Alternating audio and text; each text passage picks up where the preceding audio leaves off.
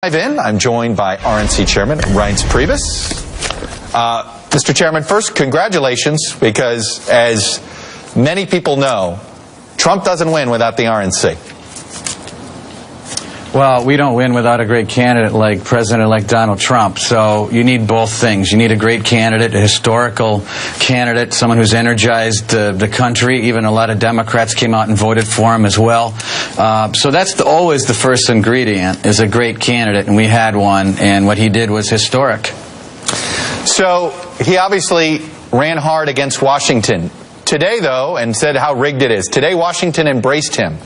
How does he square that? Well, I think you saw it starting on Wednesday morning when he gave his speech at 2:30 in the morning. I can tell you that he wrote that speech, and he decided that we're not going to continue. This is not a continuation of the campaign speech. This is bringing America together, calming the waters, telling America, I'm going to be your president no matter what your political background is, no matter what your religion, faith, everything.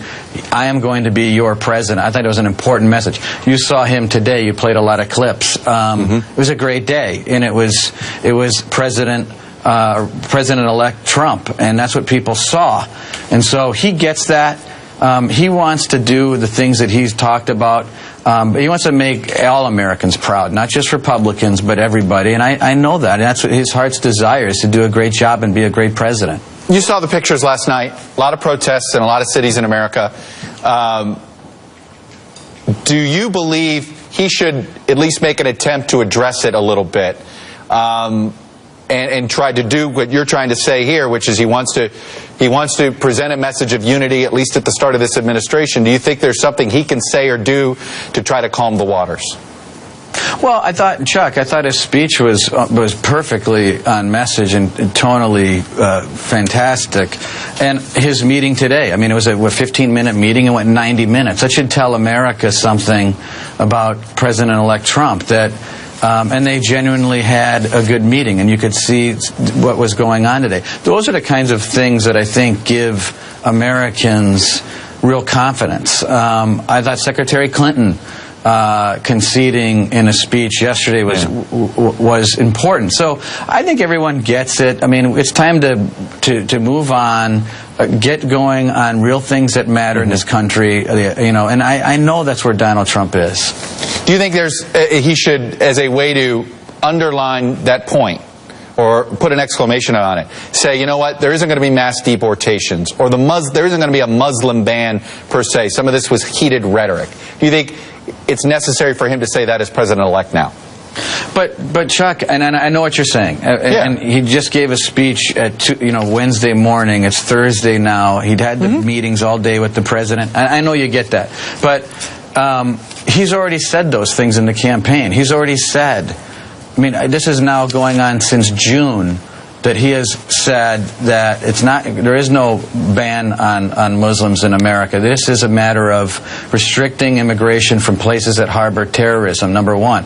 And he also said the only deportation process that might go on is getting rid of the criminal elements of immigration in our country. Then after that, we will look at the plan moving forward with people that remain. So that has been said over and over and over again. Well, but it's that last part. Since Wednesday morning. No, I understand that, and the uncertainty. I just throw it out there as he continues to try to send out this unifying message.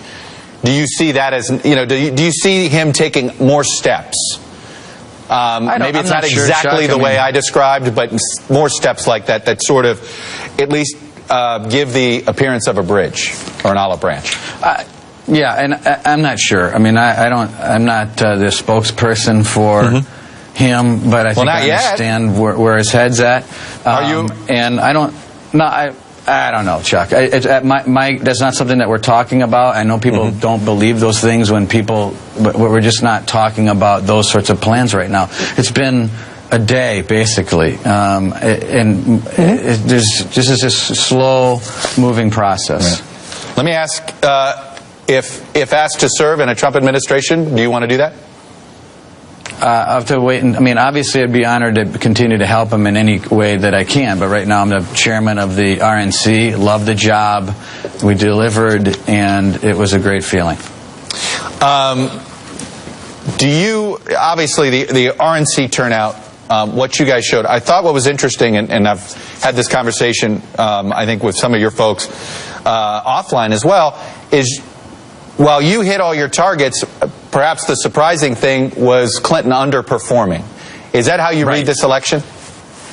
But yeah, both of those things. I mean, it was amazing. What people need to understand, I know mechanics can be boring. I know you love it too, Chuck, like I do. But the key to all of this ground game talk and data, and everyone swirls with information, but the most important ingredient is accurately guessing turnout. Because if you can't guess turnout, then you actually never know how many ballots you need in the box. And that's where the RNC excelled. We knew, like for example in Florida, we projected turnout to be 9.4 million voters. It goes beyond that, but it was actually 9.386 million voters, meaning we pinpointed the actual turnout by 23,000 votes, which is unbelievably stunning, and we did it in state after state after state, and that is the key to winning on the ground.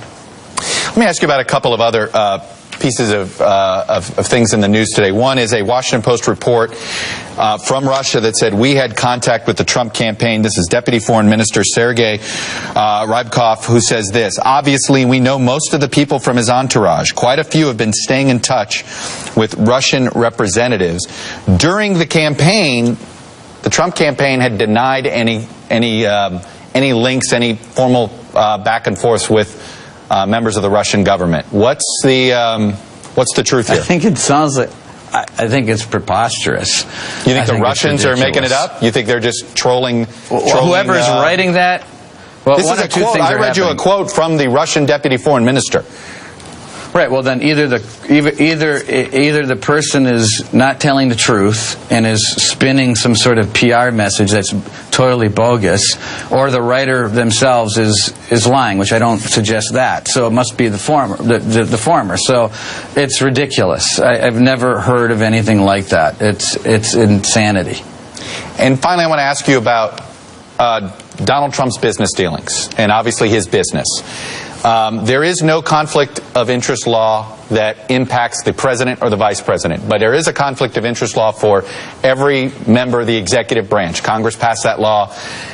They can't, separation of powers, they can't do it for the president and the vice president.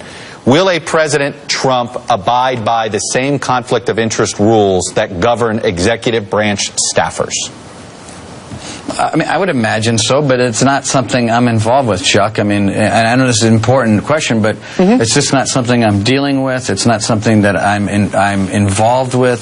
So you're asking the wrong person as far as conflict details and particular employees in different departments. That's something I think we're a little bit too soon, but I would imagine so. I mean, he's going to do everything, I think, as well as he can, and I think he's going to impress a lot of people, and I think he's going to be a great president. Finally, this was in the New York Times today, and it sort of surprised me. It came from NFL Commissioner Roger Goodell, and he said the following.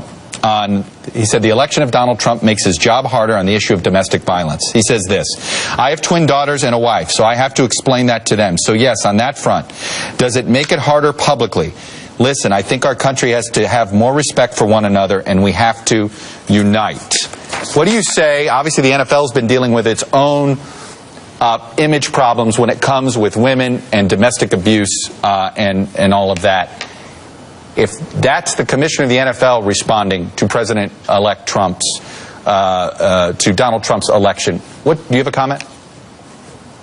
Other than he treats people with tremendous dignity and respect, number one. Number two, I think people are going to see very quickly the president, Donald Trump, in action, and I think they're going to be impressed with what happens, and I think he's going to be a great president.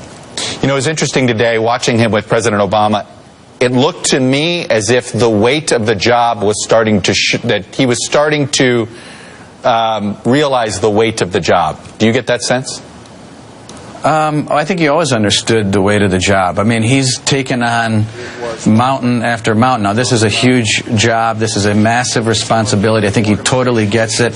I saw that on Wednesday morning when he was preparing his speech and what he wasn't willing to say and what he was willing to say. And it was all about bringing the country together, moving forward, and accomplishing the goals that he set out on the campaign. It wasn't about bragging. It wasn't about rhetoric. It was about leadership. And I saw it instantly when I was in his kitchen and he was there working on his plans moving forward. I see President Trump forming right now, and it's a good thing. All right. Reince Priebus, chairman of the Republican Party again. You know, you had to deal with a lot of grief from a lot of people for multiple cycles. And I think you look at where the Republican Party is today up and down the ballot and the RNC ground game, I think a lot of people owe a thank you to you. Yeah, appreciate that, Chuck. We work hard, and everyone here is thrilled. All right. Reince Priebus. Until I hope to have the first interview with you when you're chief of staff. Oh, please. That's crazy. Okay. Thanks. You got it. All right, we just got our